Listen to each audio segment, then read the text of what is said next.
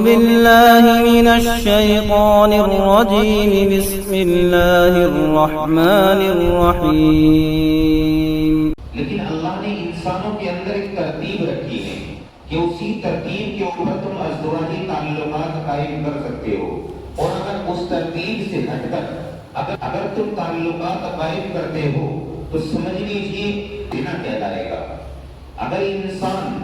اللہ کے بتائے ہوئے طریقے کے مطابق نہ کر کے نکاح، یعنی انسان اپنی خواہش کو اللہ کے بتائے ہوئے طریقے کے مطابق پوری نہ کرے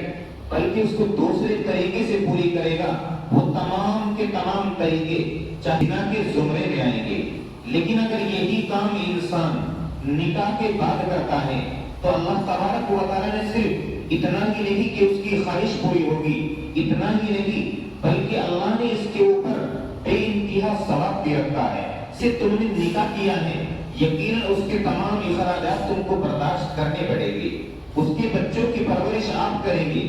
جتنے بھی اخراجات ہوں گے وہ سب کے سب مرد کے ذمہ ڈال دیے گئے ہیں کہ وہ سب کے سب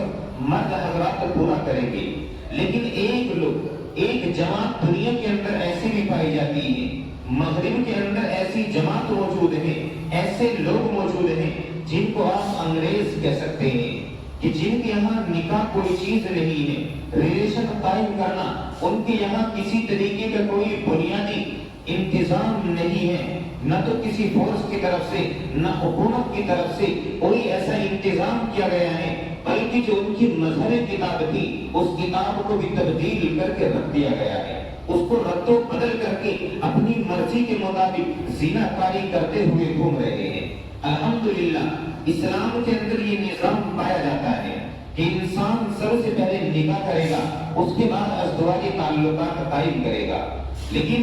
مغربی تہذیب کے اندر آج ہمارا معاشرہ بھی ڈھلتا جا رہا ہے، ہمارے معاشرے کے اندر بھی یہ ساری چیزیں پیدا ہوتی جا رہی ہیں، ان چیزوں کے اوپر روک لگانے کی ضرورت ہے۔ اگر ہمارے معاشرے کے اندر یہی چیز چلتی رہی، کیونکہ مغربی تہذیب کے اندر اس مغربی دور کے اندر جو ان کے یہاں کا کلچر ہے، وہاں رشتہ داری اسی طریقے سے جو انسان کے پورا پریوار ہوا کرتا ہے اور ایک رشتہ داری سے تعلقات قائم ہوا کرتے ہیں، وہ سارے رشتے ناطے ان کے یہاں تباہ و برباد ہو کر کے رہ گئے۔